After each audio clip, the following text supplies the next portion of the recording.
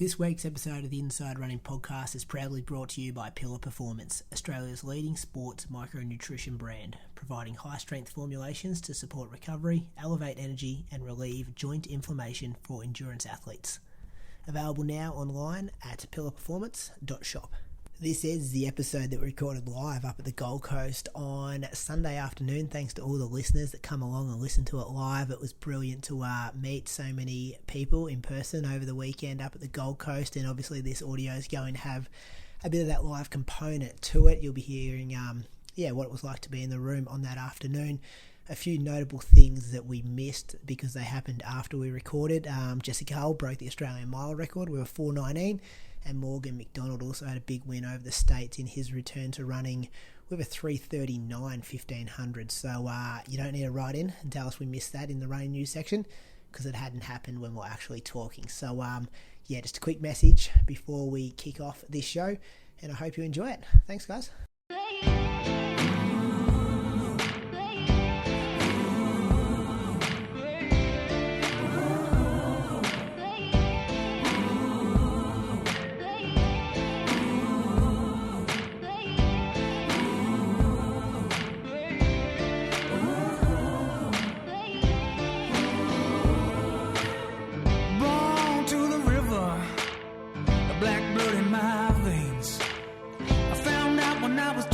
That your skin can bring you so much pain.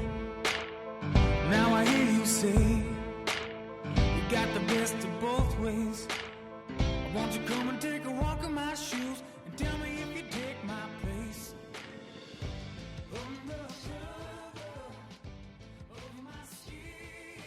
Hello ladies and gentlemen, welcome to this Inside Running Podcast live recording today. It's so good to see so many seats filled up and in the sunny Gold Coast. We're a bit nervous. This is different to what we usually do on a Monday night. I'm usually sitting in my shed looking at my Skype recording, and these two boys are probably doing something similar in their end as well. And I'm sure for you guys there's a lot of running and listening to us in headphones going on, so here we are in person. So I hope it's going to be a good show. I hope you're going to enjoy the guests that we've got here. We're going to run the show as we normally do, so this will be recorded today and it will go out to the population on Monday night for Patreon and Wednesday for the general public, so you will be able to hear the live recording at a later date, and we're going to do all the usual segments we usually do, so it's going to be a very similar script that we usually follow. And just a massive thanks again to you guys for being here and Pillar Performance for setting up the room. I was quite blown away when I walked in and saw all the signage and the gifts and stuff on the seats there today. So massive thank you to Pillar Performance for partnering with us for this event today. So we'll get started. This is episode. We'll give that a massive round of applause.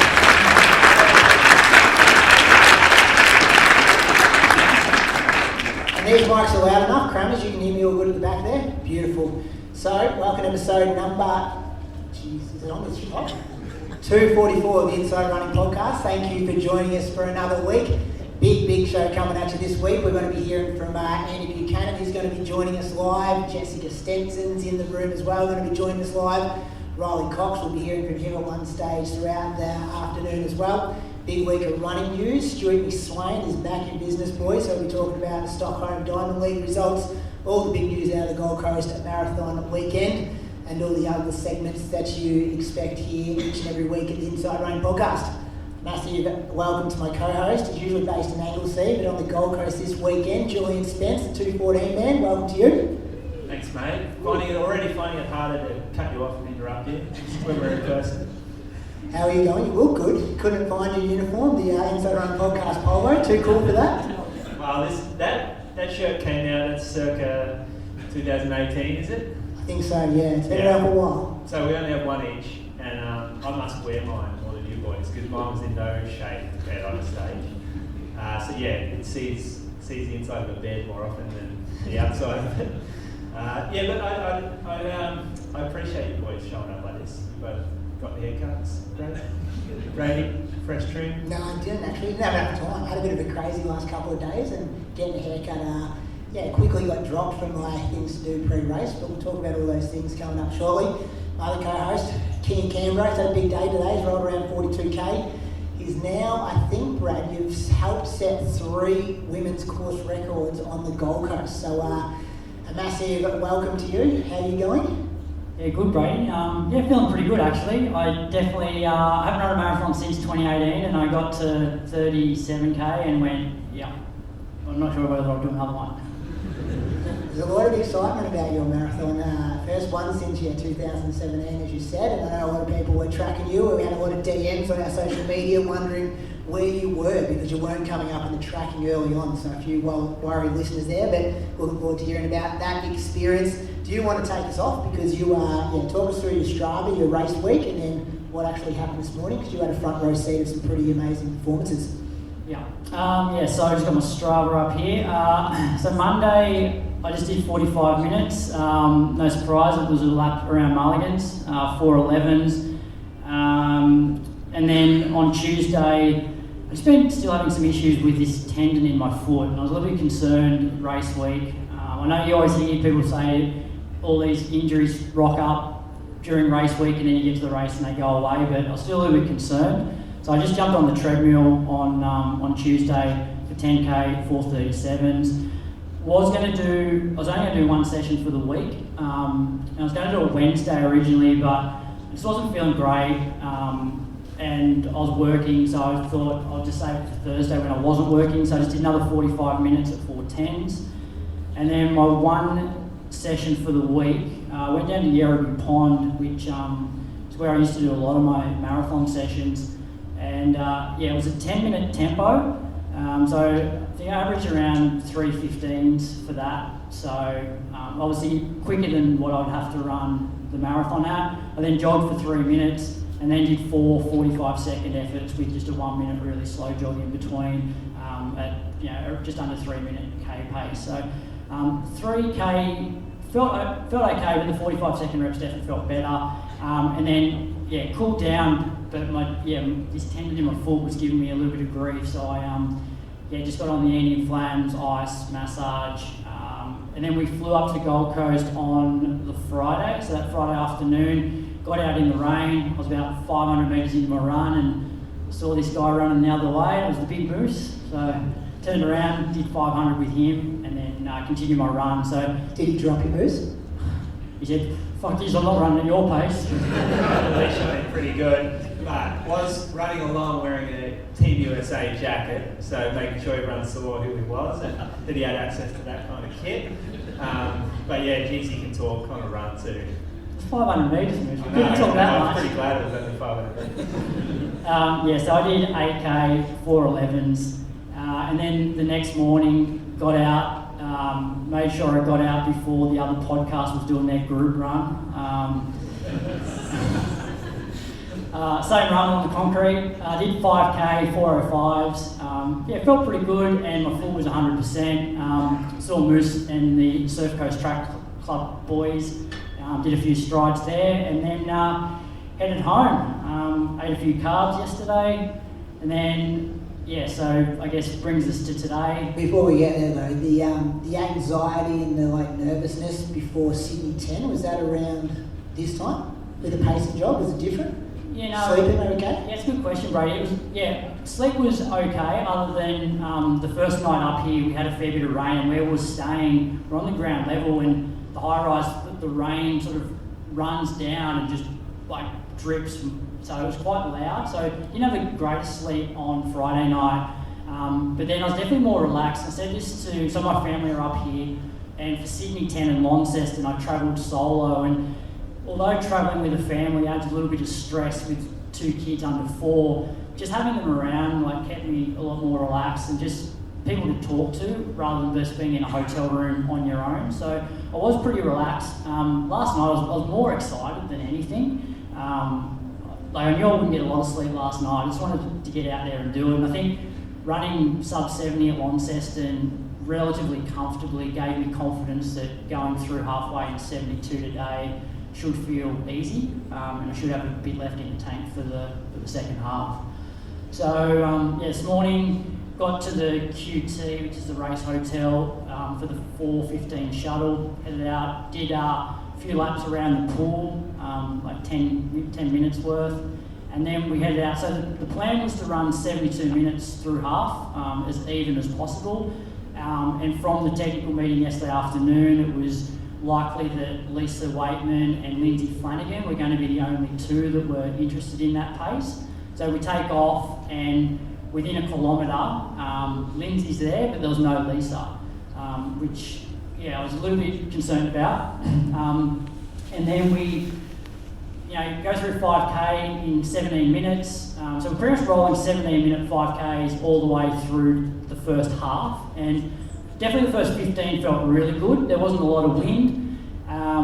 Bit of humidity, which I sort of noticed that from about the 20K mark. A few of the boys that were in the pack, I'm like, how are you feeling? They're like, oh, not as easy as it should be. And I said to them, yeah, it is a bit humid, so just make sure you really keep up the fluids, even though you didn't feel like you needed a drink. Because I think a lot of people maybe struggled in the back end just with the humidity and the amount of sweat that they had lost. I was a little bit concerned early on because there was only one female in our group, and we were on 72 through half, so 2:24 pace. But if she was to drop off, I was pacing obviously all the boys that were there as well, but my responsibility was to her. And so if she fell off, I either had to slow down to her pace, which would have been then slower than the 72 prescribed, which obviously meant that I wouldn't have been able to probably kick down and run anything, low 220s. But to her credit, she was so gutsy. I remember getting to 20 or 25K, and I'm like, this is not that easy. And I was almost half hoping that she would slow down a little bit just to give myself a bit of a break. And so after halfway, which was bang on 72, we then actually picked it up a little bit, which might have been partly a tailwind, but also anybody that ran the marathon today, once you get through halfway, you then come into surface, and there's just so much noise and a lot of energy, and then and that sort of energy continues, I guess, to sort of 30K, the finish line there. And so when we got to close to 30K, because we'd gone from running 17-minute 5K splits to 16:50, so 3 of those meant it was about 30 seconds up. And so the group that I was with, I said, look, we're going to be obviously going up the hill over the bridge, so let's just maintain the effort. We'll probably lose a bit of time here, but we've got plenty. But then we actually lost a lot. We ran close to 17:30, between 30 and 35. And at that point, my pacing job was done. But I was in two minds as to whether I should actually finish with Lyndsey, because anybody that saw her race or saw the live stream, for her to go at that pace, a couple of minutes faster than a PB, conditions were, I'm not making an excuse for conditions today at all. Conditions were great, but anybody that's not used to some humidity, it probably played a factor late. I just felt like she needed to be rewarded in a way, of somebody just helping her to the finish line, and so that was going through my head. And maybe I was just... Then you decided to drop it. Well, maybe I was also just going, I'll just take the soft option where, I'm going to run around 2:24 if I maintain this. But then there's a few other guys still with her. So I'm like, I have said the last few weeks that I want to experience the marathon again. And so if I just run at her pace, then I'm probably not going to experience that over the last 5K. So 36K, I went, awesome, I'm going to crush this last 6K. Take off, think I'm running pretty quick, and then about a K later I'm like, ooh, maybe I should have either ran with her or I should have just stopped at 35K like I've done the last 3 times. And I was looking at the watch, trying to do the sums of what I had to run just to break 2:24. And then, I got to the finishing shoot, knew that I had probably a minute to do it, or a bit more. But then, legs started to definitely seize up down the home straight, and clocked in, I think, 2:23:20 something. And then I was going to catch the light rail home, but there was a massive issue just getting across the road. So I'm like, legs feel alright, backpack on, and jogged back to surface for another 4K. So 4:20 pace. You could have went slow.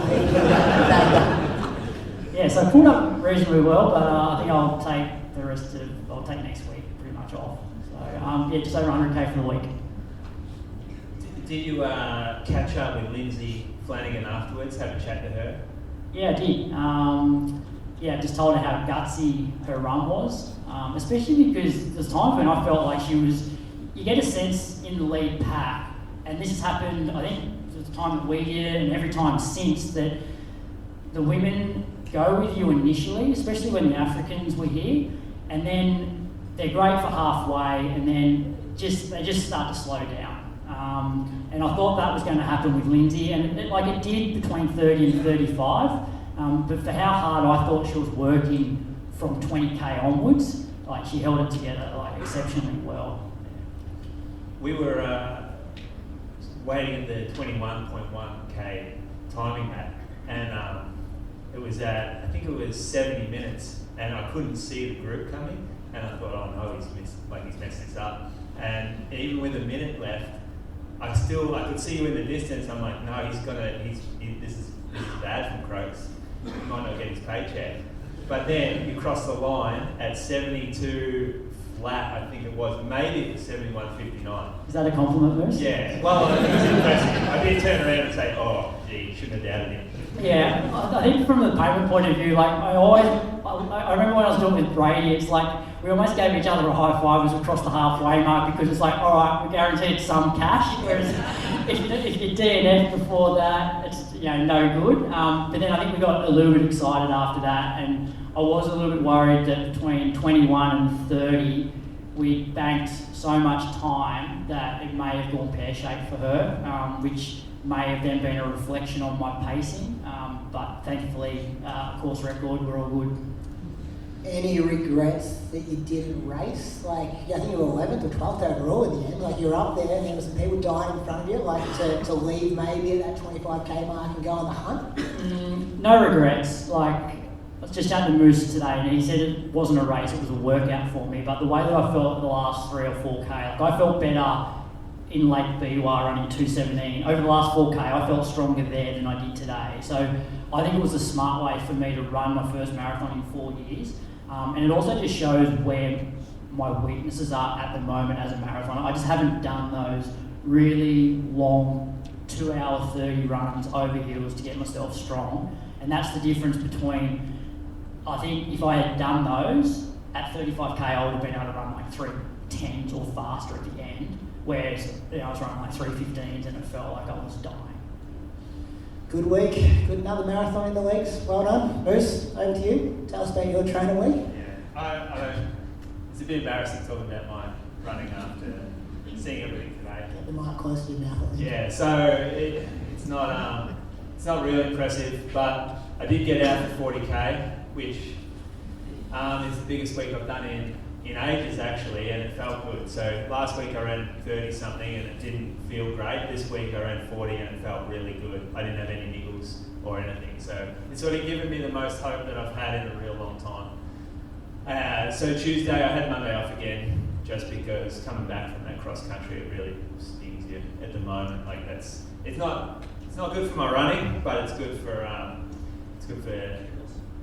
yeah, well, it is. Divvy 5, good for Divvy 5. It's good for Geelong region, running with your mates and having some sort of social life, which has been lacking lately. So, yeah, Tuesday ran, 9k, 45 minutes around town. Got the heart rate on, so I'm trying to stick to that a little bit more. Wednesday or maybe it was Thursday, did this little workout. So, it's kind of extended surges.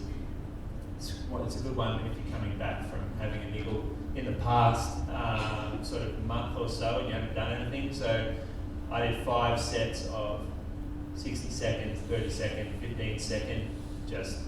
I didn't have any pace guide, I didn't have any effort that I wanted to hit. I just ran faster than my jog, and then recovered with a jog of the equal duration that the rep was. So it wasn't an impressive workout, but it felt good to get through at least some sort of structured session without feeling sore or having to stop early, and so that makes me feel a little bit more like a runner again, that I can go out and do some workouts rather than just jog, and it gets pretty boring as well. So jogging's the best for me right now, but there's only so much jogging you can do before you want to do something a bit harder. Up to Melbourne, so yeah, a bit of a nightmare. Thursday we were scheduled to fly out, so got up early from McAfee, drove to the airport. Parking was full, so we've already paid a fortune for the premium parking. Then they upgraded us to the valet parking because the premium was full, and we thought, oh, this is a great sign for a good trip here. So get up to the top with all the Mercedes and Porsches and everything else, and they park our car for us. We walk across the like the transit sort of walkway straight into Brady. He's looking at me going, "Flight cancelled." And so you were juggling a child, Carly juggling a child. I'll let you talk about that later. But we were all pumped for our first flight with our baby, and she was behaving really well, probably the best day she's ever had. And then we had to drive back into Melbourne, go back to the valet. The valet looked at us like, "Yeah, I just parked your car right at the back of the car park, blocked in by 4 other cars now." Back to Melbourne. Had a run actually that afternoon. Booked a place at Crown, so it's turned into a pretty expensive trip. Well, it's the only hotel I know in Melbourne. But I ran with my friend Mitch, so he owns the running company in Albert Park. So we went and visited him during the day, and then we organised a run later. Ran around the tan. Real quiet at the tan actually. Not a lot of runners out there compared to what I'm used to.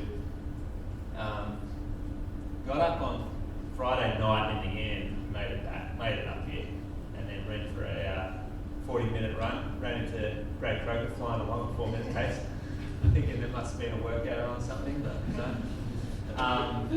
Felt pretty good though, like although it was concrete, and it's just pretty uninspiring being on the concrete, but still felt good, no niggles.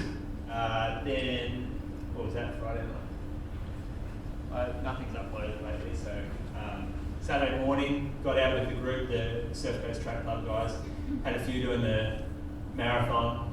A couple came down to meet us at the start, and we had done the half. So we went out for just half an hour. Marathoners had a good chat about what they were going to do. Then we hung out around the foreshoot, did a few drills and strides. Getting pretty unimpressive stuff, wasn't it? Croaks and myself and a couple of other real sort of awkward types doing drills and strides. One thing I did learn though was the Surf Coast Track Club, they obviously trust people down there because they just left their phones on the ground while they're off doing strides. Yeah, that's not the best idea up here, I don't think.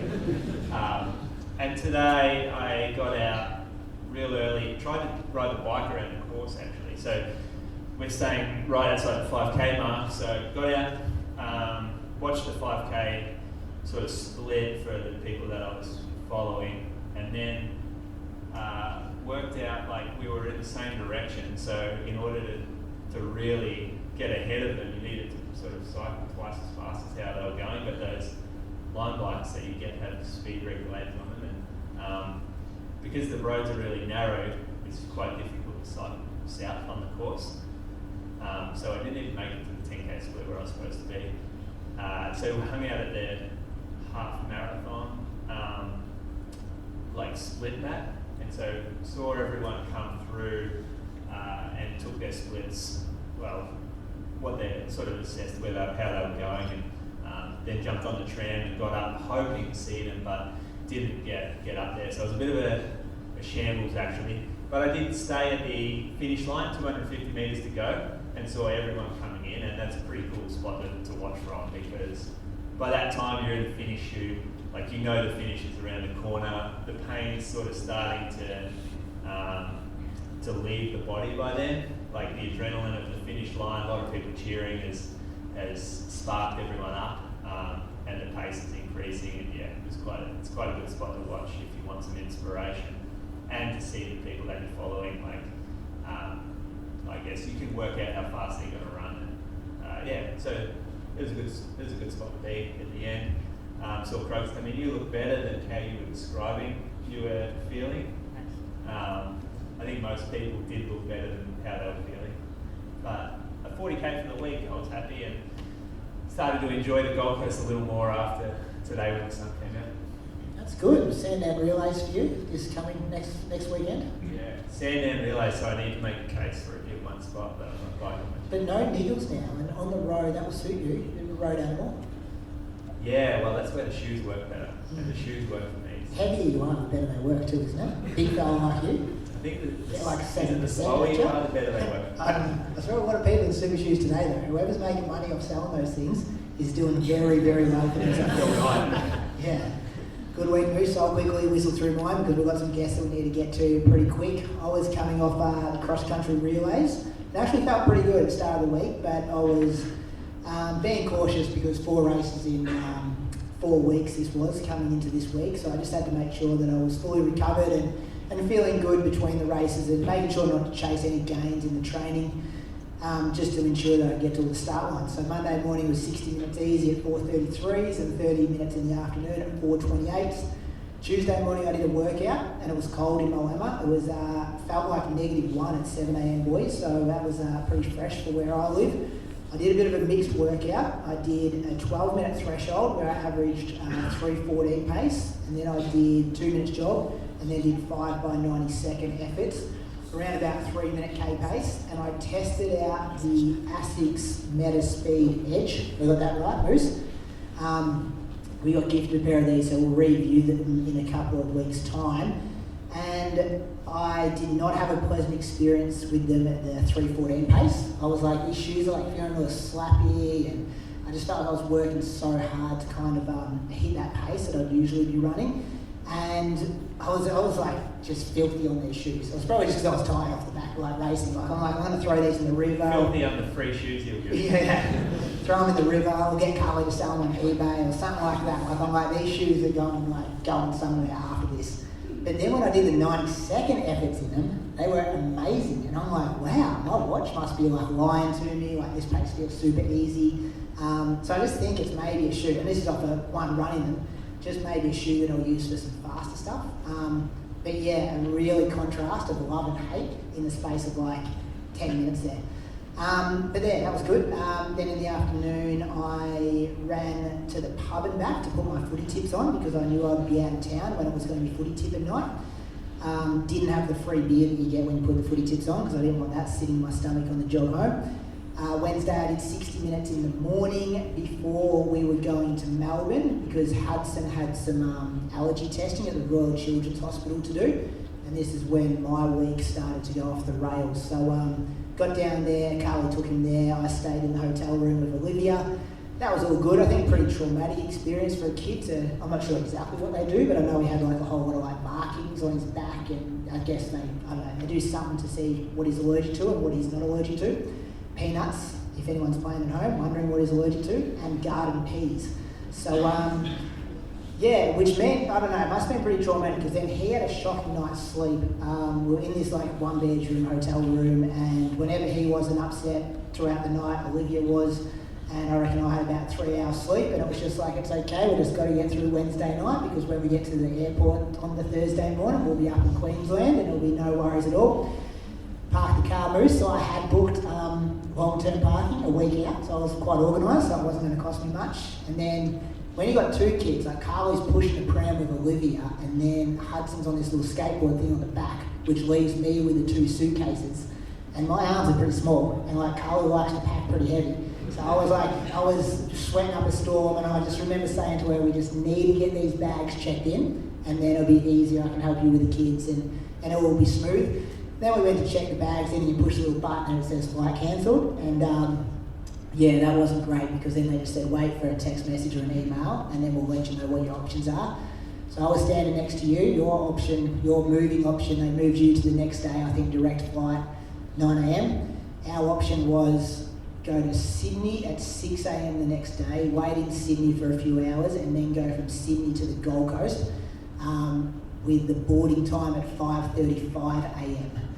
So that was, so this is coming off a rough night as it is. So I did say to Carly, hey, if you want to take the car, drive home, I'll just go up and do the stuff for the weekend. I understand if you don't want to do that the next day.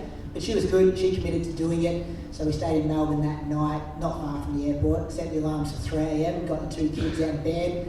And then, yeah, took them to the airport, got on the plane, went to Sydney, waited in Sydney for a while, got to the Gold Coast, got here, met up with Zaka, went for like a 25-minute jog out to collect the bibs. And at this stage, I'm just like, I don't know what I want to do with this half marathon. I'm like, my headspace, everything was just, you know, all that pre-stuff you eat in the lead up I hadn't done. Like, I just didn't feel like I was in the mood to eat it. And a half marathon, like if it's a 5 or 10K, you're like, it's going to be over reasonably quick, you can kind of wing it. But I know in a half you can get exposed a bit. I said to you boys, I'm like, I'm going to run with my mate Crammers, we're going to run 80 minutes, or I'm going to run with a couple of guys I coach and try and pace them to 70 minutes. My head was definitely not in the game to run a half marathon, and then Bradley Croker came up with the idea that just go to 10k and reassess when you get there. And I did have a half decent sleep Friday night, but then the alarm was set at 3 a.m. to get ready for the 6 a.m. start. I don't know why they do that here. It's so early to get up and get food and coffee and all that in. Got at the start line, was pretty quiet beforehand. Gun went through the first K with Riley Cox down in the front row in about 2:55. Looked at my watch and thought, shit, that's pretty quick. That's like quicker than my 10k pace. And we've got 21k to go here. But it actually felt quite smooth. We had a nice little pack with Riley, Sam Clifford from Tasmania, and Adrian Potter. We went through 10k in 30:31. And I thought, this is feeling good. Like, it's, minutes slower than what I ran for 10k a few weeks ago. It's like a 63, 64 second kind of half marathon, which I think maybe 63 high, 64 mid, I could potentially run on a good day. And then we turned and we just started to slow a bit. We were all sitting on Riley, and then he told us that he felt shocking and not to sit on him, and he kind of just pulled off to the side, and he was kind of gone from the pack. And then Sam Clifford started getting his arms up in the air like he had a stitch and punching his chest and trying to get rid of his stitch, so then he dropped off as well, which only left Adrian Potter and I, and this is about 12k, and I just pretty much sat on Adrian for as long as I could. He was going too quick for me, but I knew the longer I could stay with him, the more time I wouldn't be like a sitting duck for potentially a group behind me to catch me. So sat in there, and we were running like closer to probably at 305, 306 kind of K pace. Dropped off him at around 16k, and then I was in a world of hurt. I knew I was running like 310s, and I just thought if I hang tough, hopefully I can run quicker than my PB, which was 66.16. Like, I thought I'd be really touch and go for that. And then I got to 20k and saw the clock, and I'm like, I haven't died half as much as I thought I would. And I worked out I'd be on 65 mid shape if I kind of kicked it home. And then I remembered Brad Kroger's PB was about 65.35 or something. Is that your PB? I think it's maybe 38. But I won the race, so maybe I had a bit more there. And for long-time listeners will know that I already have the Inside Running Podcast record from my official half marathon that I did in Miami during COVID. So I wasn't too faced with that, but I thought it'd be really good just to nail the nail in the coffin here and just really put that record like in gold on my name. And then come home super strong. I kicked it home just to make sure I kicked home in 65.27 for a new PB, so I was happy with that. And surprised myself a bit actually, because I thought maybe 64 kind of high would be perfect conditions, and given the last couple of days, I'll take 25-30 seconds off that. So it was a good day. Weather was perfect, no excuses with weather.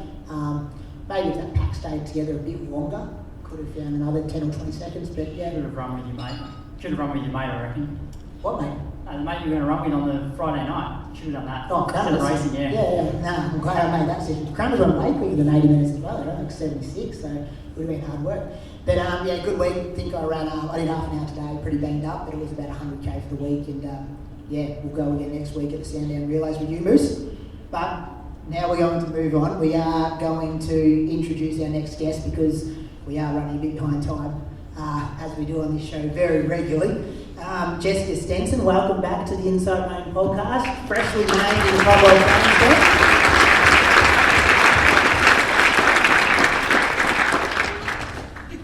Becoming a regular, Jess. Thanks for getting us some time, and congratulations on the second place yesterday. Thank you. Thanks for having me. You better turn it on.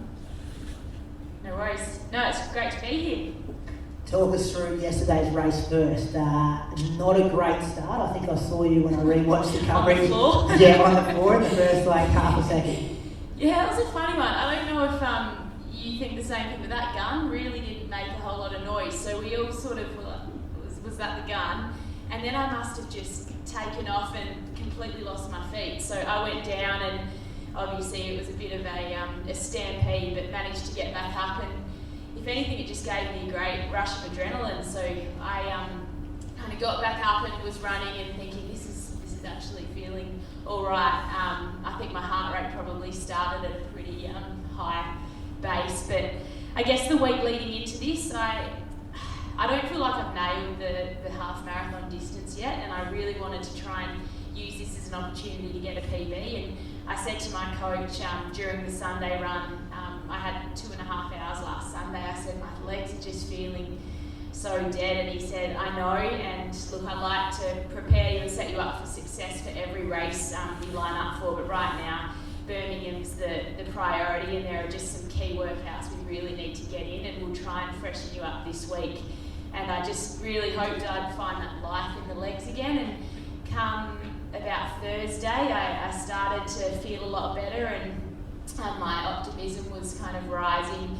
We'd had a pretty stressful week just getting organised for Europe because we leave from Brisbane tomorrow, and a few sleepless nights with Billy, but I did line up feeling really calm and sort of ready to have a crack. But by 11 Ks, that sort of fatigue was really starting to set in, and then by around the 15 to 16K mark, I think my anxiety levels were rising and my breathing just started to get out of sorts. So I was having a really tough time getting air in there in those final Ks. So it became a goal of just getting to the finish line. So whilst I was really disappointed with the result, I was also really proud that I actually just finished and found ways to just try and keep myself going and relaxing under fatigue. And Riley actually, after he pulled out, came back in and gave me some really helpful cues to get me to the finish, so I was happy about that. What was making you anxious? Was it like someone coming to pass you and take that second spot, or what was causing that? It was more just, I think, going into the race with a bit of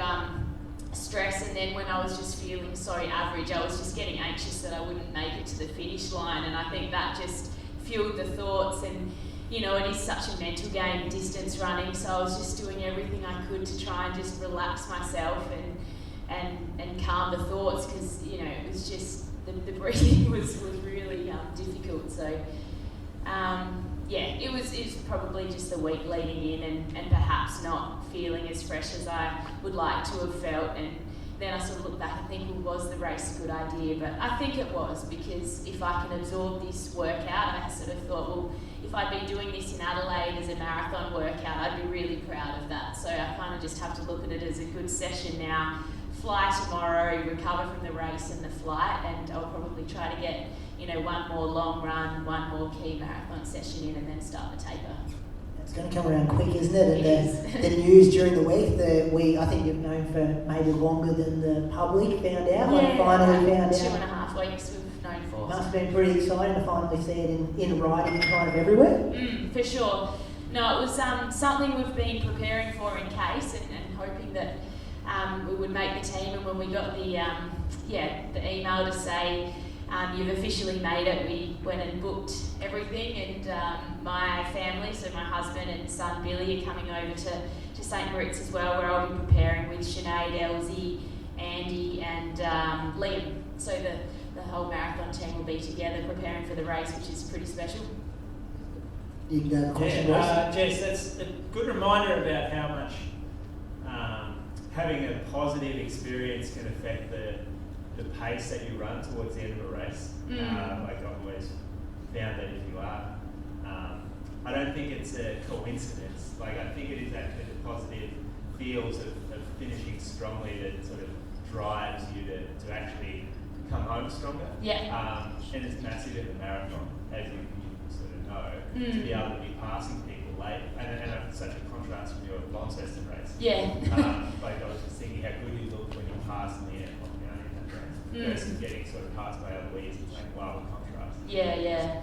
And I think probably the Launceston race did just give me confidence, and so I went into this race with ambitious goals, and then when I wasn't feeling as good as I did in Launceston, I know it is a different event obviously, that just affected me mentally and challenged me in a very different way. So I sort of knew that Elsie was there during the race, and it almost was a relief when she went past. I think it's quite hard having someone on you when you're really not feeling good, and once she went past, I just felt like I could run my own race a bit more, which sounds bizarre, but the other thing is, someone told me once that it's almost a bad sign if you have a stellar half marathon, like 4 to 6 weeks out. I hope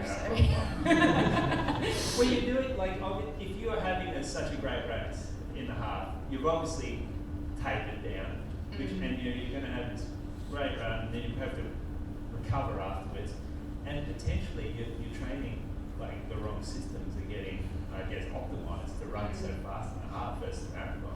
So I don't think it's a bad thing. Yeah, and it really is just a mental game now. I've got to put that behind me, see it as a really good, workout, and just focus on the race ahead, not spend too much time reflecting, because you can pull the race apart and think of all of the, aspects of preparation that you could have done better. But I followed the same process as I did for Lonnie on race morning with my sort of what I ate and everything. I think it was more just carrying that fatigue into the race.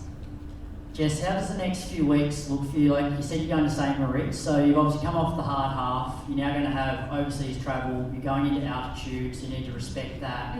And you only have, another 2-3 weeks maximum of, marathon training before taper? Yeah, so the goal is in a week's time to be able to do a workout, so it will be just relaxed jogging until then. And then obviously I'll be sort of respecting the altitude, although St. Moritz isn't that high, but it's easy to get carried away because, the trails are unreal there. I really do love Switzerland, and I'll just have to hold myself back and stick to the plan. I'll probably get then, as I said, another sort of long run in at some point, and everything else will just be shorter sessions and jogs. Really, we're up there just to get the effect of altitude. I'll spend 21 days there, which is what I've done in the past, and I'll come down 4 days before the race, which is mimicking what I did before the 2017 World Champs in London. I always find it really interesting when athletes from different coaches and different coaching styles come together and train together, especially when you're good friends with them. Yeah. So how's all that going to play out? I will just have to really stick to my plan, because it is hard when you're seeing what other people are doing and you question what you're doing. But because it will be my 14th marathon, I do have a lot of sort of experience to reflect on, and just I've got to trust that that's worked in the past, and we'll certainly be able to match up for our jogs, but the workouts I think will be quite different. Jess, what's the success criteria look like for the Comm Games? Like, you've got the 2 medals there already, which is pretty high expectations coming into this one. We know the Kenyan team's a lot stronger than it's been in the past. Is it position or time or process, and then see where that gets you, or what do you sit down and Adam and say, this is what we want to achieve in these championships?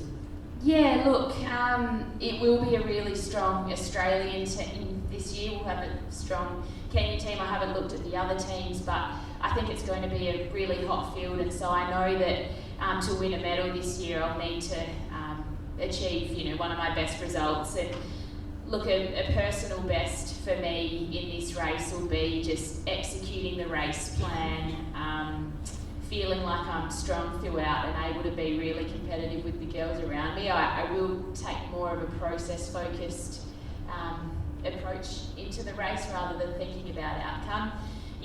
Winning a silver or a gold medal would be the ultimate dream, but I just know that I'll have to be at my absolute best to achieve that because of the people who are in this race. And I'm really hoping that Sinead, Elsie and I will really be able to help each other to bring out our best performances.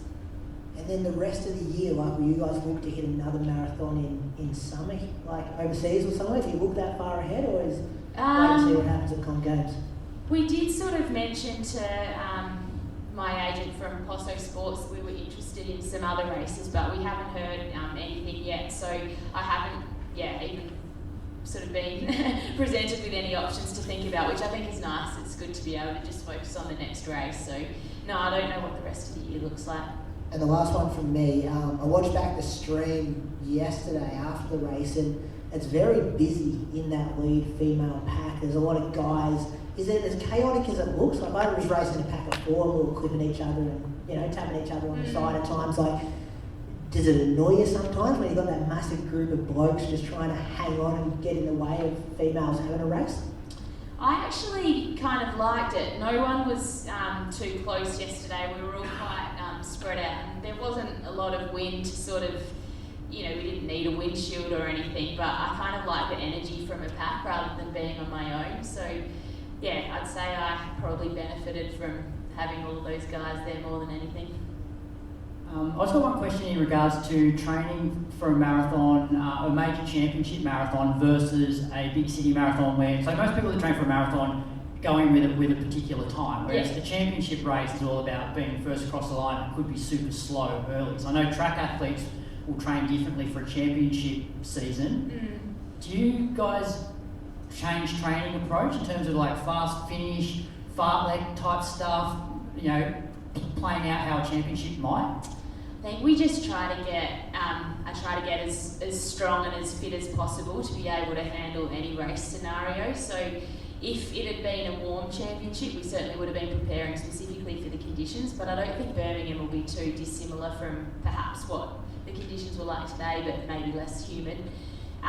If it was a really hilly course, we'd be preparing specifically for that. But in terms of championship versus chasing a PB in a fast, flat race, I guess the only difference is that if we were chasing a PB every session, I'd really have that pace per kilometre in my head and we'd be really dialed into that, whereas this, I acknowledge, might be a bit more fartlecky at times, but at the end of the day, the stronger and fitter you are, the more able you are to change speed and come home strong. So it will be really interesting to see how it plays out, because the last two Commonwealth Games have been quite tactical and very slow. At the beginning I got a bit antsy at the Commonwealth Games here on the Gold Coast because it went out extremely conservatively, and I like to run a pretty evenly kind of paced race. So with the types of athletes in the field this year, I'll be interested to see how it all plays out.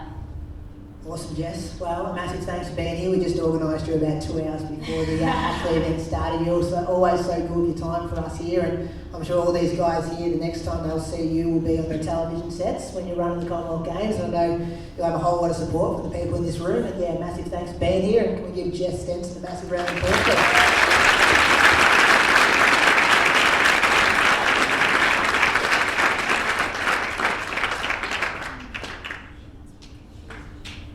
Alright boys, the next part of the show, we're going to quickly go through the Gold Coast results because then we're going to have a bit of a break. Before the break we are going to do a bit of a Pillar Performance giveaway.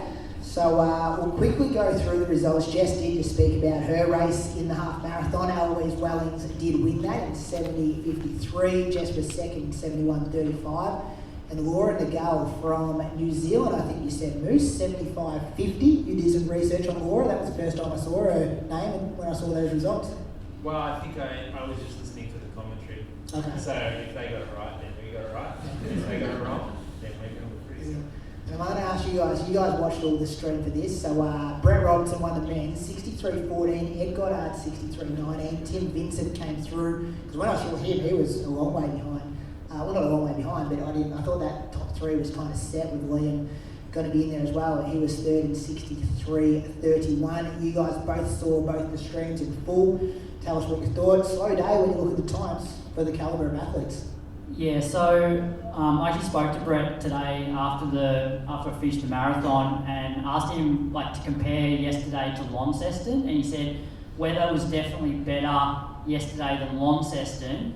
But he said that he absolutely nailed himself in Launceston, wanted to go there and run a super hard time, and it actually beat him up quite a lot. And because he's got quite a busy road racing schedule, I think he's going to do Sunshine Coast, he realised that he can't do that for every half. So he said that yesterday was much easier for him. I think he was just out to win. So he's pretty comfortable early, I think, and then just kicked away. Which it'd have to be. He's running 3 minutes quicker than his PB. He must feel like he's jogging out there. I had that same conversation with him. He's just I just need to win. I think he's doing Sydney Harbour 10K as well in a couple of weeks. So he's really doing what Jack Rayner did before Jack Rayner got good. Remember? He just stayed here and just won as many road races as he could. Yeah, well, I guess it works pretty well. Half of his squad are over on the European season, and he stays here and picks up the cash. Yeah, he also mentioned one time to me that he trains better here. Also, he's had his best results. He ran his Australian record in the half after spending time in training in Melbourne, and so it works for him better. And I mean, he's still a professional runner, and these races are his going to work basically. And so without a massive contract or I guess side, well, he has his coaching business, but like he'll come to the Gold Coast and he'll get paid. He'll get a monthly payment basically. So it's part and parcel of being a professional athlete is to go around and win races. Yeah, and quick earlier then I think they slowed. Like I think Liam was trying to, I looked like Liam was sprinting, trying to push the pace from a very early mark. And then he faded a bit towards the end. You've got to give him credit though, like that's his play. He knows that he can't just jog to 15k and try to outkick Brett. So Liam's play is to run hard and make it a grind from the start. And he had a crack at it, but I mean at the same time Brett's run under 60 minutes, so he can win multiple ways. And it's Liam, he did what he could to win the race. He didn't try to come second, and he ended up coming fourth. So he's taken a big risk in that approach, and it didn't really pay off in that regard. Fifth, I think Liam Bowden got him yeah. as well, yeah. So that was the results from half. The 10k was happening while you were racing, Croaks. We didn't see much of this at all on the live stream, just the starting gun and the finishing tape. Isaac Hayne, good friend of the show, he won it in 29.03, back from America. Wan China Wong, he set the Hong Kong national record. He ran 29.27. And Aaron Spiesberger Parker from your way, Croaks, Canberra, he was third in 29.33.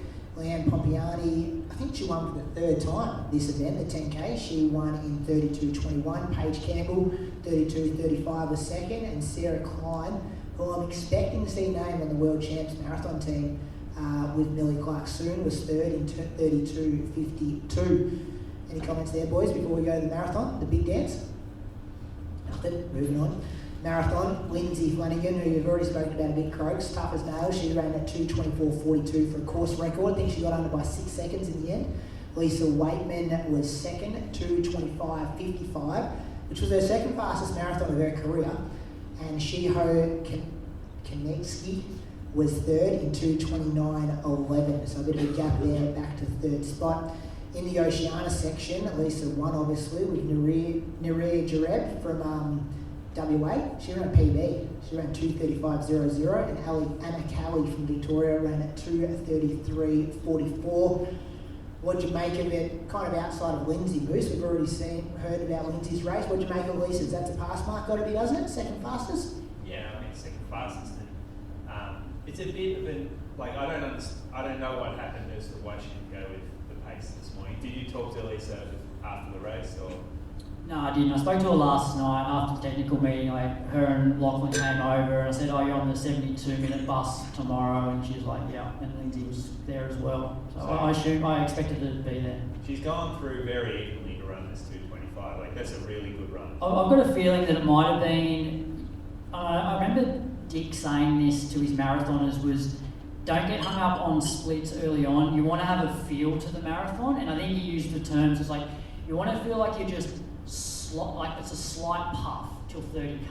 And so maybe like she just felt like with the humidity or whatever that it was just a little bit too hot from the gun, and just I guess she knows how to run a consistent marathon, and maybe that was her game plan. Still a very big PB pace to aim for as well, and so she's run her second fastest of all time. And I mean she's been around for a long time, so to run her second fastest now at this point in her career, like that's more than a pass mark. That to me, that's an A-. Yeah, and take Lyndsey out of it. You know what I mean? Like I think Lyndsey's had the absolute blinder, which has just taken some attention off Lisa.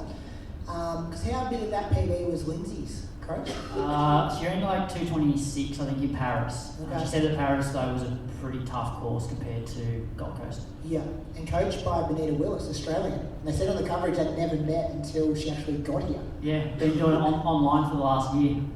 She's had with online coaching. In the men's race, Jo Fukuda, he had the blue hair, he had the NN running kit, he looked like the star of the show, and he was. He won in 2:10.54. Akihiro Kaneko was second, big gap, 2:14. He was 4 minutes back, 24. And Amaury Paquet was third. He was the Belgian fella in 2:15.45. I'm going to say, take out Jo, and that would be the slowest second and third in the Gold Coast we've had for quite some time, boys, in the Oceania Champ section. Our man, Louis McAfee, he was on the show last week. He did get the win in the end, 2:17.49. Samuel Gebremichael, who I spoke about, who has done nothing for years and just pops up at this race and probably not going to run that quick, kind of did, ran 2:18.00. So it was good to see him. He did go out at 2:10 pace, so he's faded a lot, but he was second in the Oceania Champs. And Jacob Cox ran at 2:19.03 for the second in the Oceania section. So boys, tell me what you thought about these results in the men's section. Started off, Croaks. I think Louis ran a smart race on debut. Chatting to his coach, Jacko, he said he was quite impressed with the way that he came through the field. So, and Samuel Gebremichael, you just never know what to expect. I think I raced him in Canberra the year I finished third. He was second, so he certainly puts it on the line. I think he took my over 40s prize too. Oh, today?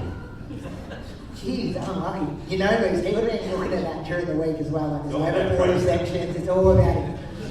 Yeah, he would have been looking at that. Yeah, it was good to see Louis, because he was off Jacob Cox when I saw him at 25. It was just 3 or 4 seconds back, and I'm like, okay, that's a gap. I wonder what was going on there. And then I saw some stuff on Instagram that they were back together through 33K. So I'm sure he'd be about, what time is it? 3:40. I reckon he'd be at least 8 beers deep by 3:40 p.m. post marathon. It was really cool to watch him in the chute, because he had just passed Samuel at about 250 metres to go, and he ran past all of his mates. Obviously, it's a Gold Coast fella, so he had all his mates out there, and they were going bananas as he passed this guy, and he was flying home, and he sort of pointed to all his mates, and they went even crazier. And so I thought that was really cool to do that on your home course.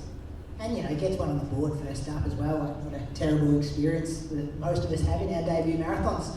Before we stop for a break, we are going to now invite Damien from Pillar Performance to come up, and I think we've got Riley Cox here, one of Pillar Performance's athletes as well. They've done such a good job of setting up the room, so I'll give them a massive round of applause and welcome them on the stage.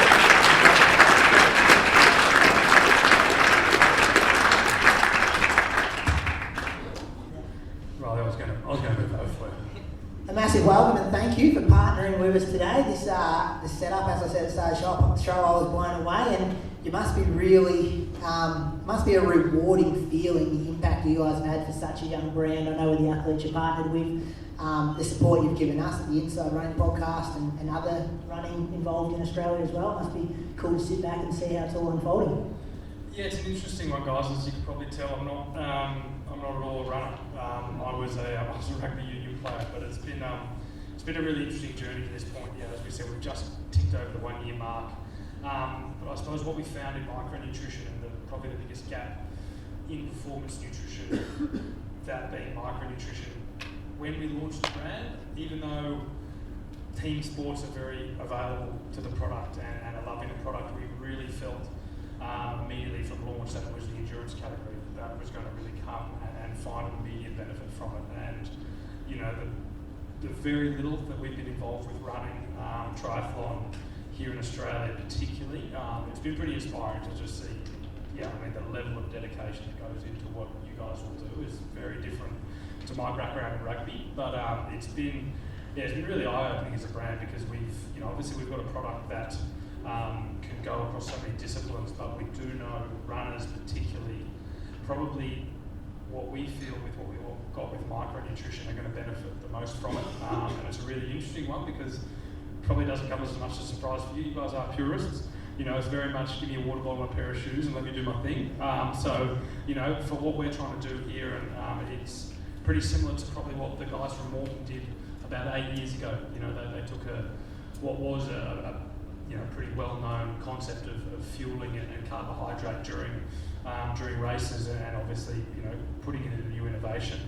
We felt that there was a frontier of performance nutrition, be it micronutrition, that hadn't been solved at nearly a level that athletes needed, and that's kind of where we've come into it. But it's been one hell of a year, but it was probably quite a few months and nearly 12 months before that in R&D. So it's been nice to get amongst it and meet people like Riley and obviously work with people like yourselves in this space.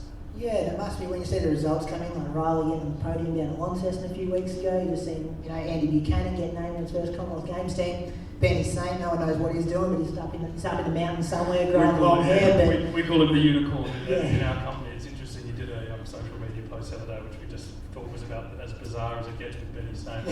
Anyone who knows Benny, he did this flavour review for us. We're just like, where did that come from? And then Izzy overseas as well at the moment, also just being named. I probably forgot 3 or 4 guys that are on this as well. But I guess for you, Riley as well, used the product, running well. Come down with COVID a week ago, but so that kind of reflected in yesterday's performance. But you must be pretty happy to be partnered with a brand like Pillar, helping you, and Izzy, I guess. Like I know Moose often refers you to Izzy as Izzy's boyfriend. Yeah, the steak knife kind of guy. But give us your... Jacob's brother now. Yeah, 3rd rank now in the family, so that's good. I'll work my way back up. Yeah, tell us how you're going, what's coming up race-wise, and then any kind of Pillar performance favourites I'll get the hat before we give away a few prize packs. Yeah, well, firstly, thought I was going pretty well after Launceston. Had a good run there, and yesterday didn't go to plan, but I think I'll just put that down to having COVID less than 2 weeks ago, and put it down to that, and I'll reflect a little bit on things I could have done better, and no one likes not running up to their potential, but looking forward to having another crack soon. I haven't got anything specifically. There's a few cross-country races in Adelaide, and then the national cross-country, maybe the National Half Marathon Championships will work out. They're all pretty close proximity, so work out what fits in best for me. And then the last of that question on the Pillar products and partnering with Pillar, it's great to have a brand that's so invested in running. When Izzy and I first got on a call with Damo and the team, just the finer details that they knew about us, our group, running in general, us as vegan athletes as well, right down to the finer details. It showed they'd done their research, worked out, a few avenues on where they wanted to target, and it works for us, and we're really happy to promote the brand. I was just going to ask Riley, who's coaching you? My brother and I work it out between us.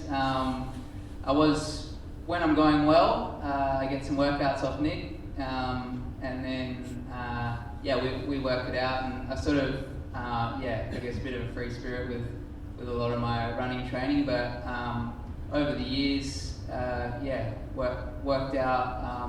I'm quite busy nowadays with a lot of things, so I do work it out on the day a lot of the time, doing a lot of afternoon workouts in the dark, next day morning run. My routine's a bit hard. Like everyone in the room. That's exactly. Yeah. He's considering himself blue collar, right? Maybe something like that. Yeah. So sort of work it out on the day, and it's been going reasonably well. So awesome. We've got 2 prize packs here, Damien. So you want to pull 2 lucky names out of the hat. If you bought a ticket, I wasn't actually sure how we're going to do this, so I'm happy to give out. I'm actually happy to give out 4. But we went and we didn't really have the hat, so we actually went and put lucky door prize under 2 seats. So if you look right under the middle of your seats, and if you find the coaster with very poor handwriting on it, we'll throw and we'll pull also 2 names out of the hat. But we got one. Yeah, I knew there was one in that direction. There we go. Okay, good. So guys, you guys are our first winners, and we'll do 2 out of the hat as well. But today, guys, we're giving away a 3-month supply of the triple magnesium, which is without a doubt probably the product that a lot of runners are coming over to the brand for. The unique thing about this product, and obviously a lot of the Pillar products, is a lot of the micronutrition out there, everyone now knows that you can get synthetic and bioavailable ingredients. One's very cheap and can be sold through supermarkets and things, but what Pillar's done is kind of only use the bioavailable versions of all these ingredients based on a lot of the science that we started to find with the dietitians across a lot of their AFL and NRL teams. This particular product though has glycinate dihydrate, so really the only studied magnesium that can actually help you go to sleep. which is why a lot of people like Riley and Izzy will be using about an hour before bed. And my suggestion is for those who win this, about an hour before bed with lukewarm water works really well for this product. But we'll pick 2 more. Awesome. And then You guys don't at the end have of to it. if you've already given away 2. Yeah, sorry. No. And come up to see Charlie and I at the end, and we'll sort it out. Okay, so Rose, hey, Jack. Nice, okay. Well done, Rose. Congratulations, Rose. You guys get a choice. We've got our new flavour up there as well, the pineapple coconut. So you can go berry or pineapple coconut. And then Luke Cramieri. Cramwood. Stitch up, is he a friend of the brand? Is he a friend of the podcast? He was the best man at my wedding, actually. When he Okay, well, we'll have your prize. When he walked in, he goes, "Are they giving away prizes? Which seat do I have to sit under?" And I winked at me, and I'm like, "Nah, this isn't Oprah. We're not giving away Kias or anything here today." So, massive thanks again to Pillar Performance. We're going to have a quick drink break now. We understand a lot of people's glasses would be empty, so if you want to get a quick drink downstairs, we're going to pause the recording, and then we're going to come off to finish the show with Moose on the Loose, a bit more running news here from Andy Buchanan, and then we'll finish from there. So we'll go with quick 5 minutes, and get rolling again to finish it home. Pillar Performance has established itself as Australia's leading micronutrition brand when it comes to high-strength formulations to power running performance. Pillar's range is purposefully formulated to support optimal recovery, elevate energy production, relieve joint inflammation, and boost immunity, providing potent, targeted micronutrient support to middle and long-distance runners. Pillar has quickly become the choice for Australian sport thanks to their formulations, strength, and ingredient selection. The Pillar range is now completely formed sport certified, meaning that all Pillar products are independently batch tested and athlete safe. This commitment to quality and clean sport now sees Pillar used by more than 40 professional sporting teams across Australia. Now when it comes to recovery, their best-selling triple magnesium powder is being used by runners Australia-wide, featuring 3 forms of bioavailable magnesium to optimise recovery, improve sleep, and have you backing up after every session. Off the popularity of their original natural berry flavour, the team at Pillar have just launched a pineapple coconut variation of their triple magnesium, which is already proving to be a hit. To celebrate this release, the Pillar team has an exclusive offer for the Inside Running Podcast listeners. Head to their website and use the code INSIDE to receive 20% off their latest flavour. To redeem this offer, or for more information on Pillar Performance and their range of sports micronutrition, head to pillarperformance.shop. Alright, thanks everyone for coming back from the break. Would have been a terrible sign if we came back and there was only like 15 people left in the room. The next part of the show, we're going to quickly whip through some other running news that happened, because we are aware that there's 150 people in the room, but there'll be a few more thousand people who will listen to the show on Wednesday. So relevant running news that did happen over the last week was Stockholm Diamond League happened. This was Friday morning our time, and it was the return of Stuart McSwain. He finished 4th in 7:31.9. That is the second fastest time an Australian has ever ran. Craig Mottram never ran that quick. The only person to go quicker was Stewie himself when he set the Australian record. So great return to form there. Jack Rain was also in the same race. He was 9th in 7:47.6. Kat Bissett was 3rd in the 800, 1:58.5. Her 3rd fastest time ever. Lyndon Hall and Georgia Griffiths were in the 1500. This wasn't a Diamond League event, but they put on a 1500 at the meet and ran 4:02 for Lyndon. She won the race with a big kick down. And Georgia Griffiths was 3rd in 4:04. Boys, what did you make of the results when you saw those on Thursday morning? Croaks, you first. Stewie's back. Yeah, it's good to see. Just in time for World Champs and Comm Games. So both him and I guess Ollie now are real sort of medal contentions over that sort of 1500 distance. So yeah, awesome to see. Good to see it's come back at the right time. And I also thought Kat Bissett, she just keeps taking these tiny chunks of time off every time. And she keeps doing that for another 3 weeks. We're talking World Champs Comm Games. And she's going to be running, potentially 157 and being in the mix. Moose, any comments there? What do you think of Jack's run? Paced a 5K to 3K a couple of weeks ago and went, I think, 5 seconds quicker. Yeah, I'm not sure. I didn't watch the race, so I don't know where he was at, sort of at 2K and 3K, because that could play into what can happen in the last K as to what you went through sort of 4K. But yeah, I mean, you can't have PB races every single time. You're going to have a bad one Especially when been you race off so for a much. while too. Yeah. Yeah. If you race so much, then if you're gonna, no one can run PBs like every single time. You've got to give him a bad one before he comes to the championships. And the other part of the news, Brad, because you're the best reader on the show, you're going to read out the Commonwealth Games team that was announced, and then we're going to talk to one of the athletes who's sitting next to me in a second. I'll give him a separate introduction. All right, we might start with the women, and then once I finish the women, if we want to make any comments on that team, we can. So in the 800, we've got Kat Bissett and Georgia Griffith. 1500, Abby Caldwell, Lyndon Hall, Jessica Hull. Steeplechase, Amy Cashin, Brielle Urbacher. 5K, Rose Davies, Jessica Hull, Natalie Rule. 10,000 metres, Izzy Bat-Doyle, Rose Davies, they're the two. And then in the marathon, we've got Sinead, Eloise and Jess. And it should be noted that Eloise, that's her 5th Commonwealth Games, which is pretty incredible, shows a lot of longevity. So any surprises in that team? I was firstly interested with if Abby Caldwell was going to get a start. We've spoken about the last couple of weeks that George obviously went quicker, significantly quicker, and we're worried that Abby might have missed a spot, our national champion. But it was good to see her get a start, and also Georgia is not getting left out. She's in the 800. I'm not sure if it's going to be the same for the World Champs team, but it was good to see that she hasn't been left off fully. I was surprised Matt Clark. Remind me, he won out. We haven't gone through the men's yet. That's in my separate notes. That was a big thing for me. Abby and Georgia, both of the team. Yeah, well, Izzy Bat-Doyle had run the time, so she was selected sort of. Izzy Bat-Doyle didn't run the time, so she had sort of a discretionary type selection, or maybe like a Commonwealth ranking got her in. So that was sort of one that I was not surprised by, but that wasn't a given. I'm also interested to see what happens with the women's 15 at World, whether Jess Hull gets entered into. Georgia Griffith gets entered instead of Abby Caldwell for Worlds, so that'll be interesting to see what happens there. Men's team 800, we have Peter Bowl, Joseph Deng, and Charlie Hunter. 1500, Ollie Hoare, Stuart McSwain, Matt Ramsden. Steeplechase, friend of the show, Ben Buckingham and Ed Trippis. 5K, Jack Rayner, Matt Ramsden and Kai Robinson. 10K, Jack and Kai Robinson. And in the marathon, we have Liam, Jack, and the man to my right, Andy Buchanan. Woo! Congratulations, Andy Buchanan. Welcome back to the Inside Running Podcast.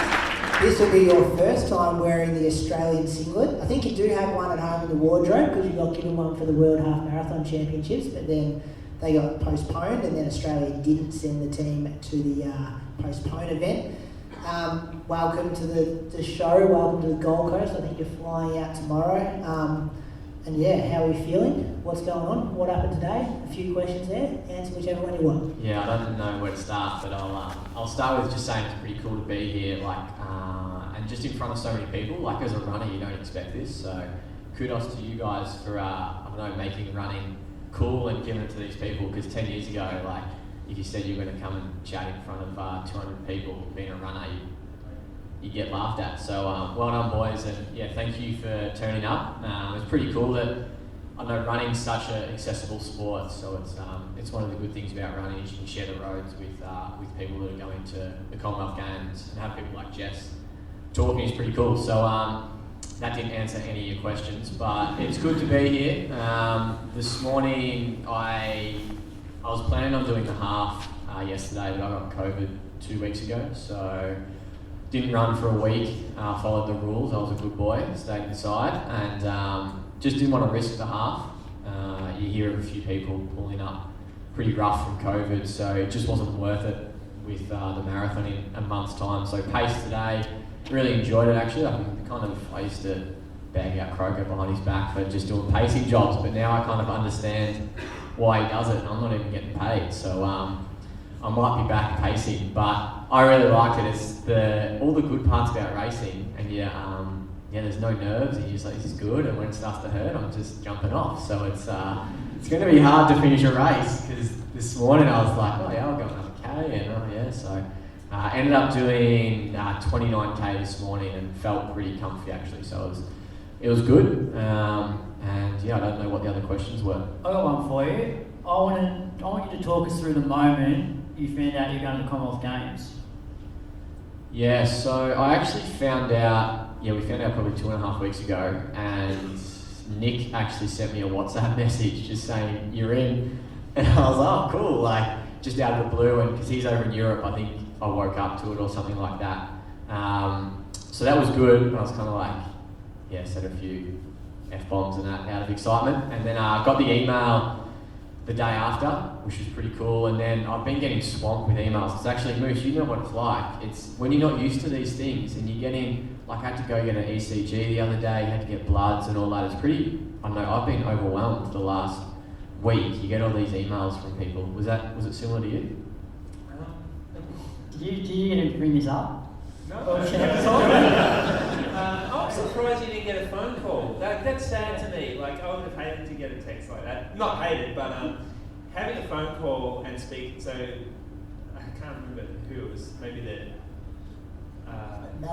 Christian Malcolm. Christian Malcolm had a high performance, and then on the phone, just like it just it hit pretty hard. I remember. So like it just seems a little disjointed that you get an email and a text from like your manager, right? Yeah, so I got a call for World Half Champs, and I was expecting a call, and I was at work, and I kept answering, and I don't know, someone got my, it was like, apparently I bought something on eBay or something, and it was this person calling. It was a sham, but I kept answering, and I think the kids in my I was teaching, and I was like, oh sorry, I better take this call, and I never answered my phone during class, and I think they kind of knew I was in the selection, and they kept asking me, and I was like, nah, don't find out, and I kept answering this phone call, and there's that delay for like 5 seconds, and you're like, oh, this is definitely someone from overseas, and I had that like 10 times, I'm like, oh shit, so, that was pretty disappointing. I thought I'm not making the team, and then I got the text, so it was a little bit, I would have loved the phone call, because you hear of people when they find out about Olympics, they're like, we got the call from this person, and they just say congratulations and that kind of stuff, so, but you can pay me the $50 for bringing that up. Sort out later. Yeah, thanks. Take the Andy payment for tonight. We'll add it on. Andy, the next, what do you got, 3 weeks? What's it going to look like? St. Moritz tomorrow, I think, with Jess and the crew. That'd be different for you because it's blue collar runner, and now all of a sudden you'll have not much to do. So I fly out on Tuesday, so I found out from Nick I got selected, and then it was like within 2 hours he's like, do you want to go to St. Moritz? And I was like, oh yeah, and he's like, yeah, book this, and I'm flying out from Brisbane on Tuesday. Thankfully I just asked Jess how to get from Zurich to St. Moritz on the train, because I have no idea. So she's going to let me know, which is handy, because I have no idea what I'm doing. I'm terrible with trains, because being a country boy, like you just drive the Comm into the town in Bendigo, that kind of stuff. It's not a joke, he actually does drive a Commodore 2004 model, I think, as well. First car.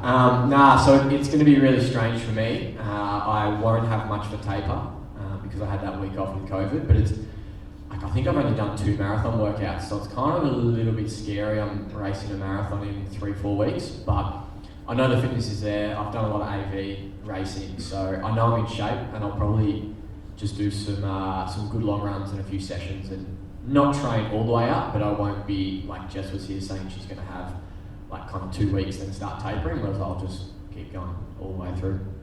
When you're looking at the scheduling come out a few years ago and you see that the Comm Games and World Champs are next to each other, there's potentially 6 marathon spots. Does your eyes light up and go, all right, like circle it, that's me? Yeah, I think I would have said to probably 100 people when they kind of asked, oh, what do you want to do for the next year or so? It was that throwaway line, Comm Games, World Champs, 6 singlets kind of stuff. But it's funny, I'm pretty sure Jack won't do the marathon. So there's only going to be 2 of us. But it's pretty unique that all of us are going to St. Moritz on a training camp. I was chatting to Mona and Deeks yesterday in the hotel, and they were saying how back in the day the marathon team used to be quite a well-rounded team, and they did a lot of stuff together, and it was and you see it these days, they're really good mates and love having a beer together. So it's going to be pretty cool that we have the 5 marathoners in St. Moritz together for 3 weeks, and hopefully we can draw on that when it gets tough in the marathon, that we're not just there for ourselves, we're there for our country and also as a team as well. So. But you won't be there for the Babs. Only missing 3 crows. Only missing 3 rounds. It's Yeah. like, what, that's the third of the season? I actually have a few of the spare for tats, the Ramon tats. Wear them in the Commonwealth Games. That'd be pretty cool. All that work we did make it running cool and you're running. Nah, so it's, I don't know, I was pretty sitting at home. I was actually due to miss the St. Anne's round. Scotty didn't want me doing it, just like a bit of travel and that kind of stuff. And I was sitting at home, isolated, and I was just refreshing Asphic, live results, just flat out, just getting a few live updates. So it's, I'll be trying to follow at home from a different time zone, so it's going to be pretty challenging. But I don't know, like thinking back over my last few months, and obviously Hamburg Marathon was a massive highlight, but and this is all seriousness, like running gels, and on that day, like it was a pretty special day, and I honestly rank that just equal with my marathon because of the team and just the scenes of people running from point to point around Gels Park. Like anyone here from Victoria that was there, hopefully they'll remember that day. I know Brady and I have fond memories of it, but it's I will miss it, but I think the boys will be fine without me. Probably bigger fish to fry, I'd say. We could cover you. Any more questions, boys, before we let them go? No, just good luck, mate. It's awesome to see like how far you've come the last few years. So yeah, keep it up. I'm sure it's the second singlet, but I'm sure there's many more to come. Yeah, all the best. It's great to see someone who gets around the local events. I still think you're a fun runner.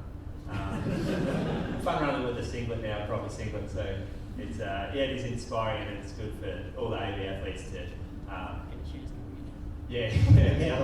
give someone else a chance to win. Everyone knows that one position. But no, seeing you up there, it's almost like you represent, I guess, the AV runner a little more than other athletes. Yeah, and the progression, like, what were some of the times you ran at Gold Coast over the years? I remember I broke 30 up here for the first time, and I had a really good battle with Hugh Williams. And that would have been... Didn't you run 66 up here in a half marathon? Not that long ago. Yeah, 3 years ago, 4 years ago, yeah. Yeah, so... now that's marathon pace.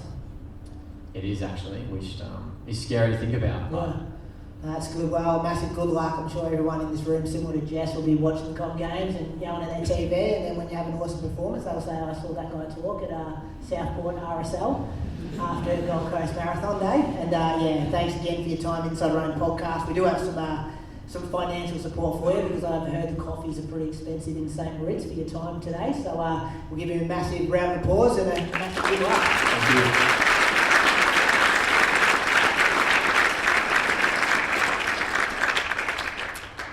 Alright, Moose, we've got 2 segments to go. Moose on the Loose is coming up, but firstly, Croaks, we're going with, no listener question. I'm going to cut that because we've only got about 8 minutes to go. We've got training talk into Moose on the Loose. So, Croaks, do you want to lead us through this training talk? Alright, so the training talk topic this week is what to do in the first 2 weeks post-marathon. So, can we get a show of hands? Who ran a marathon today? Oh yeah, this will be relevant then. Hopefully. So, maybe not. Yeah. So general rule of thumb for myself and the athletes that I coach is I take at least 4 days completely off. I don't run at all. I then give people the option of jogging 20 to 30 minutes for the other 2 to 3 days, or take the whole week off. Then for me, I normally get back into jogging in the second week, where I slowly build my runs up from 20 to 30 minutes, and hopefully by the end of the week I'm back up to an hour. Depending on how I feel, I might start a light session the week after that, or I'll jog for another week. So you're essentially looking at 3 weeks, 1 week of nothing, a week of very light jogging, slowly increasing the volume the 3rd week, and then probably sessions in the 4th week. Very light. But don't be afraid to lose some fitness and build again. Absorb the hard effort from today, because you do actually build some strength from the effort you've done. Moose? Yeah, I always like to respect the marathon. Like 42k is a very long way on cambered concrete roads. So I don't have a template that I use. I think every athlete has a different past 3 months, 6 months, 12 months. And there's some athletes that I coach who have gone race to race to race and not had a break for 12 months. So they're going to have 2 weeks without any running. And even without any cross training, they're having a rest. Their body's recovering. And then there'll be athletes who have sort of had an injury maybe 3 months ago, have got up for this race, and now they're feeling really good. It's almost like they've hit the race on and up. So they're going to maybe have 3 to 5 days of total rest, and then jog, sort of build up from about 15 to 20 minutes each day. And after, probably at the end of 14 days, they might do 60, 70 minutes of running, and then the week after they might do a 90-minute sort of mid-long run. But yeah, depends on the athlete. I think most people get caught up in seeing some others on Strava get out there earlier than they have, especially if they were in the same race with them, maybe even in the same sort of time range, and think that they're being a little soft or they're falling behind by not running as quickly as others. But every single time I've seen it is you have that rest period, and then at the end of 4 weeks, the athlete that's rested is ahead of the athlete that's run through. Yeah. I like to worry about where you're going to be in 8 weeks, not 4 weeks. So the first 4 weeks is all about how can you recover for the marathon. The next 4 weeks is how can you then build fitness to be maybe ready for something good 8 weeks post-race. So don't pencil in any 8 races within that first 6 weeks, because then you're only really 2 weeks into building again. So yeah, that's what I like to use as well. And prioritise those things you've been saying no to. Like, how many times in marathon block do you say no to social occasions, or your wife kind of carries, you're looking after the kids or the household dues or whatever it is. Like, help out in other ways and spend your time doing those things, because there's a fair chance you haven't been doing that for the 8 weeks leading into the race. Does it count for a half marathon too? Does not count for a half marathon, unfortunately. Yeah. Especially when you're out drinking beers talking about running for 2 hours on a Sunday afternoon as well. Just on that, Brady, you make a good point, because people look at the physical demands of training for a marathon, but there's also that mental stress, like trying to get yourself up for regular 2.5 hour long runs, or 60 plus minutes hard long run or hard efforts at marathon pace. Like, that takes a toll. So if you get back into it too quickly, like mentally you just become fried and you sort of don't enjoy it, and training for that next marathon as much. Yeah, good point. Rightio, Moose on the loose. Do you feel any pressure or purchase of the week? I hope it's Moose on the loose, given we've got a live crowd here. What do you got? Well, this might have been a repeat. I think I'm starting to redo things just because I probably happens when we've been going for 244 episodes. And they get like a little softer, and but I reckon something pretty close to my heart is Surfers Paradise. And if you follow my Strava, then you'll appreciate sort of my complaints, or you'll recognise them anyway. So we get up here Friday evening, and I thought, oh, you beauty, we're staying next to the beach, I'll just go for a run along the beach path, because Surfers Paradise, and I look down, it's a concrete path along the esplanade. But after about 1,500 metres, diversion because of a tower, what do you call it? Accommodation tower, skyrise. I thought, okay, well, there must be some work on, we'll just duck around it and get back onto the beach. But no, the main path for exercise is actually on a footpath right next to a main road, with all the little down sort of, the driveways, and then there's tiles on some of them that are super slippery. You're on a massive can because it's a driveway. And then you pop back up and you get into sort of like national park, not a national park, but like a bushland area. But they keep you on it, like it's still concrete, so it's not dirt. And I recognise that further along there are a couple of dirt paths, but they are sandy. But how can you get it so wrong as a city? There's no rules out there either. Everyone's all over the place. There's no lines on the ground. And everyone's very scary. Like, there are some tattoos up here. and there's some muscles, and some Botox, and there's lots of fake anatomy. Some good tans though. Some real good tans. Everyone is good looking on paper. If you looked at the definition of good looking, that's maybe what it would say. But then you head south. I thought, okay, we'll get away from the concrete, maybe south is better. But no, straight back onto the main road, away from the ocean. There's a few little cutouts that take you back to like a lifeguard tower. but still, like, there must be some corruption with these planning permits going on, or town planning with the accommodation buildings. Like, surely you don't get your own beachfront if the public deserve a path on the beach. I like it. Very good. Let's finish it up, boys. What's coming up, Bradley, between now and next week when we'll be doing this over Skype again? Probably spending some time with the family, so I have a family to go home to. So we're up till Friday, so do some fun stuff with the kids, I think, and giving my wife a break from the kids because she's been doing a lot this weekend.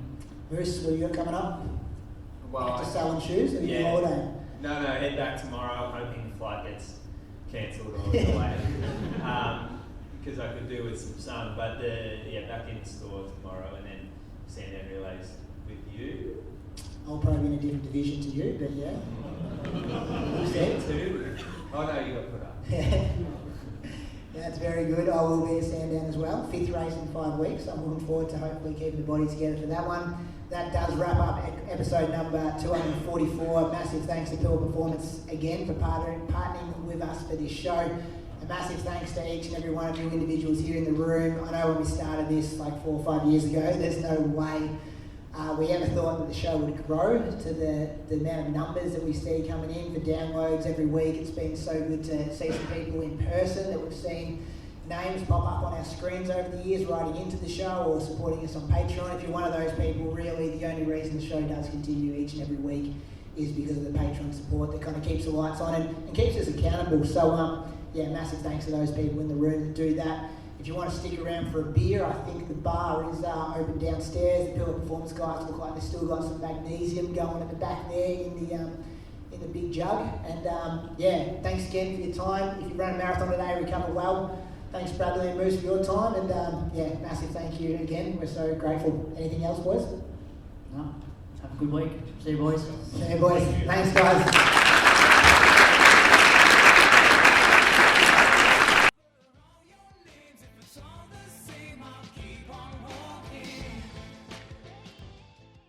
This episode of the Inside Running Podcast was proudly brought to you by Pillar Performance, Australia's leading sports micronutrition brand. Head to pillarperformance.shop to learn more about their formulas and how they support recovery, elevate energy, and relieve joint inflammation.